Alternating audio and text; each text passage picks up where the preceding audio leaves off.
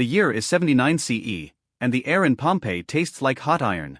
Beneath the amphitheater, down past the stone corridors where oil lamps fight the dark, a young Roman woman moves too quickly for someone raised behind courtyards and curtains. Her name is Livia, not a name that will survive cleanly in the records, because women like her were meant to be seen, not remembered. She presses her palm against a damp wall as she walks, careful not to let her silk sleeve brush the grime. Somewhere above, a crowd is arriving early. You can hear it through the floor, sandals on steps, vendors shouting, laughter spilling like wine. Down here, it smells of sweat, old straw, and metal. A distant clank echoes, chains being shifted, gates being tested, a mechanism groaning as if the building itself is awake. Livia isn't alone. 2 other women follow close, their perfumes trying and failing to erase the stench. They're escorts, men in simple tunics who keep their eyes forward, don't speak. They don't need to. The silence tells her everything. This is not a place you're supposed to be, and not a story you're supposed to tell. They pass a painted sign on the wall, half smeared by time and hands. A crude drawing. A joke someone made to survive this job. Livia looks away, but not before she sees the message, laughter sharpened into warning. Then a new sound cuts through the tunnels, low, rhythmic, almost like breathing. The scrape of sandals. The heavy cadence of someone trained to move with purpose.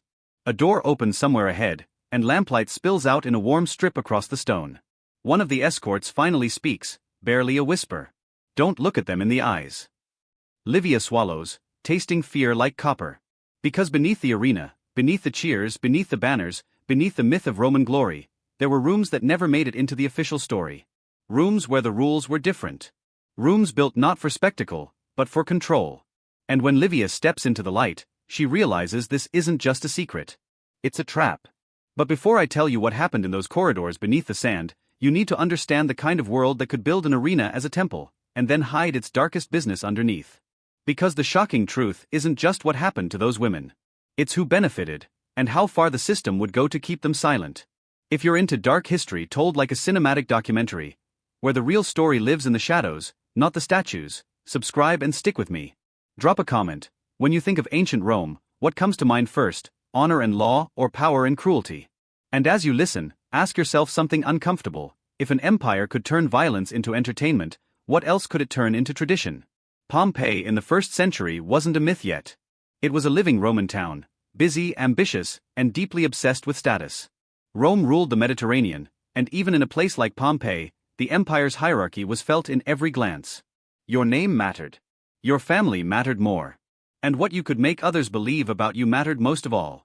At the top, you had the elites, wealthy families, landowners, and political figures who built their influence through patronage. Money, favors, marriages, alliances. In Roman society, a daughter could be a symbol of that entire machine. Her marriage could bind 2 families. Her reputation could protect, or poison, her father's position. A consul was among the highest offices in Rome's political world, though the title in provincial storytelling sometimes gets used loosely for high-ranking elites and powerful patrons. Sources differ and historians debate how often official titles were casually applied outside Rome itself, but the point is clear. These were not ordinary women. These were women from families whose names opened doors, and whose scandals could close them just as fast. Then there were the gladiators. Rome liked to pretend gladiators were simply athletes, dangerous, thrilling, larger than life. But socially, many gladiators were enslaved, condemned, or marginalized. They lived under strict control, trained in schools, and belonged, legally, to owners. The public adored them. The elite often looked down on them. That contradiction is the key. Because an empire can worship you on the sand and still treat you like property in the hallway. The amphitheater was the perfect stage for Rome's ideology. Order on top. Chaos below. The crowd above watching the drama of life and death, convinced it meant something noble. Meanwhile, beneath the wooden lifts and trapdoors, there were tunnels where the city's real power moved unseen. We know from archaeology and ancient accounts that arenas had underground infrastructure. Corridors for animals, storage rooms for equipment, holding cells, and mechanisms to move fighters and beasts. The specifics varied by location and era, and in some cases the more elaborate underground hypogeum is better documented in Rome's Colosseum later on. But even in earlier arenas, the separation between spectacle and preparation created shadow spaces, places where oversight was thinner, where intimidation could happen without witnesses. And in a world built on patronage, intimidation was a currency. Here's the part they don't teach you: Rome didn't just run on laws. It ran on favors, debts, threats, and reputations. If you could ruin someone's name, you could steer their future. If you could create a scandal around a political rival, you could force an apology, a bribe, a marriage, an exile. And because women's reputations were tied so tightly to male honor, they were vulnerable in a way Rome rarely admitted out loud. Now, did elites truly send their daughters beneath arenas to meet gladiators? That exact claim is hard to verify as a routine practice, and any sensational version you've heard may be exaggerated. Ancient sources often mix moral panic with gossip, and later writers loved stories that made Rome look decadent. Historians debate how common these encounters were, and what was rumor versus fact. But what is documented is something darker and more believable. The arenas and their personnel were part of a system where coercion could happen, where bodies were controlled, where intimidation and exploitation were possible, especially against those with less power, and sometimes even against those who appeared untouchable, because bringing down the untouchable is how you prove nobody is safe. And in Pompeii, a city full of competing elite families, the amphitheater wasn't just entertainment. It was leverage. Act 1 begins with a whisper that spreads faster than fire. A patron's household staff notices something small, an unfamiliar bruise hidden beneath a sleeve, a necklace missing, a tremor in the hand when a young woman reaches for her cup. Servants in Rome were trained to be invisible, but invisibility makes you an expert witness. You see what others don't. You hear what people assume you can't understand. At a dinner, a joke is made, casual, cruel, sharpened with wine. Careful, someone says, smiling. The amphitheater has more entrances than you think. Laughter follows, but not everyone laughs. A father's jaw tightens. A mother's eyes flick toward her daughter like a guard checking a gate. The next morning, a messenger arrives at a townhouse near the forum with a sealed tablet. No signature. Just a line that reads like a knife laid gently on the table. Pay what you owe, or your household will be humiliated in a way no speech can undo. It wasn't an accident. It wasn't random cruelty. It was a pressure point being tested. The consequence is immediate and predictable. The family goes quiet. They cancel appearances. The daughter is kept indoors. Guards are hired. And behind closed doors, the men argue about the only thing that matters to their class: control of the narrative. Because in Rome, shame could be more lethal than a blade. Act 2 is where the story turns from rumor into mechanism. A well-known fighter in the local games starts receiving privileges that don't make sense. Better food. Better oil. A lighter training schedule. A private meeting with an administrator who normally wouldn't acknowledge him. And then, on the day of the games, he's matched against a weaker opponent, an arrangement that keeps him alive and keeps the crowd screaming his name. People in the stands think it's luck. The sponsor calls it good entertainment. But beneath the arena, deals are being made. A local official, someone whose wealth doesn't quite match his ambition, begins to collect secrets like coins.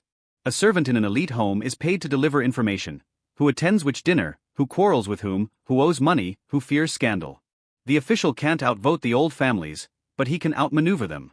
He can turn their own reputations into weapons. And gladiators, men trained to fight, men who already live under coercion, are drawn into this web. Not as free agents, not as romantic rebels, but as tools. Sometimes the threat is simple: do what you're told or you don't eat, you don't sleep, you don't survive the next match. Sometimes the incentive is sweeter: comply, and maybe your owner speaks of mercy. Maybe you get a better opponent. Maybe your name becomes valuable. What happened next is why the story stays in whispers. A late-night procession moves toward the amphitheater, quiet as theft. Not a public entrance, something smaller, practical, meant for workers. A lamp is carried low. Footsteps are swallowed by stone. Inside, the tunnels don't care about social rank. The walls don't bow for anyone. And the people who control those corridors, guards, staff, intermediaries, can decide who sees what, who hears what, who leaves unmarked and who leaves broken. Any violence here, if it occurred, would not need to be theatrical. The goal wouldn't be gore. The goal would be silence.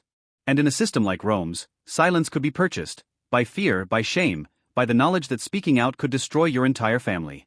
Act 3 is the peak event, and it arrives wearing the mask of celebration. The games are announced with extra fanfare. A prominent sponsor, wealthy, eager to be loved, funds the spectacle. The town floods the amphitheater, hungry for distraction. The sun bakes the stone. Music and shouting fuse into a single roar. Above the sand, fighters enter. The crowd rises. Names are chanted. In that moment, Rome looks invincible. But below, the machinery is working. A sealed message is delivered to an elite box, a final demand. It's not just money now. its influence, a vote, an endorsement, a marriage arrangement, something that will shift power in the town. And the proof of threat, the thing that makes the demand real, is hinted at, not shown. Because the most effective blackmail doesn't need public evidence. It needs the victim to believe the evidence exists, and to believe it will be released. Historically, we don't have a clean court record that lays out a single beneath the arena conspiracy in Pompeii in a neat narrative. Sources differ, and much of what we know comes from inference, later moralizing texts, and the broader realities of Roman social control. But the pattern, status anxiety, exploitation of the vulnerable, and the use of scandal as leverage, is consistent with what ancient writers describe about Roman elite life. The fallout, in stories like this, is always the same. The family yields in some way. Or they retaliate. A rival official is suddenly accused of misconduct. A gladiator is transferred or disappears from the roster. A servant is found guilty of theft and punished publicly, an easy scapegoat to seal a household's mouth. And a daughter, once seen at festivals, becomes a name that is no longer spoken outside the home. The crowd goes home believing they witnessed history. But the real history stayed underground. Because the arena didn't just host violence. It concentrated power, then hid its transactions in the dark. This is what makes the story worth sitting with, even when details blur at the edges. It's not just about a few cruel men or one corrupt official. It's about a system that created perfect conditions for coercion. Rome turned human beings into symbols, the gladiator as spectacle, the elite daughter as honor, the crowd as jury. Everyone had a role, and the roles were designed to protect the people at the center of power. When you build a society where reputation is everything, you create a weapon stronger than any sword. People will do almost anything to avoid public shame. They will pay, lie, punish others, rewrite memories. They will choose silence even when silence costs them. And propaganda doesn't always look like speeches and banners. Sometimes it looks like a story everyone repeats because it flatters the empire. The arena is glorious, the games are tradition, the violence is civilized because it has rules. But beneath that story, incentives are doing the real work. The official wants leverage. The sponsor wants applause. The staff want to keep their jobs. The fighters want to survive. The families want their names to remain clean. No single person has to plan the whole machine for the machine to run. That's the disturbing modern lens. Systems don't need monsters to function. They just need people with reasons. People who benefit. People who fear losing what they have. And the people trapped inside, whether they were fighters or daughters, become footnotes, because footnotes don't threaten the myth. Back in that underground corridor, Livia stands in the lamplight and understands something her tutors never taught her. The empire that calls itself order is held together by controlled chaos. She sees the men waiting, figures shaped by training and hardship, watched by handlers who hold the real authority. She hears a gate mechanism click, not loud, not dramatic, just final. Somewhere above, the crowd roars at something meaningless, and the sound pours down through stone like distant thunder. Her escort's warning returns to her, don't look them in the eyes. Not because they're monsters. Because eye contact makes you a person. And if you become a person down here, the whole arrangement becomes harder to justify. We don't know exactly what Livia said, or if she said anything at all.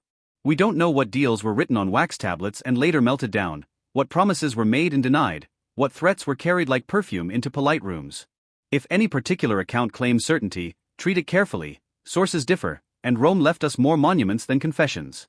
But we do know this, in the architecture of power, there are always hidden rooms. And in every empire that sells virtue in public, there are private corridors where virtue is negotiated away. Above the arena, the sun keeps shining. The banners keep snapping in the wind. The crowd keeps cheering, sure that the story is happening on the sand. But the last sound Livia hears before the door closes isn't a gladiator's voice. It's the lock. And that is the part that stays with you, because it tells you the truth Rome never wanted carved in stone. The arena wasn't just where men fought to entertain the crowd. It was where power practiced what it could get away with.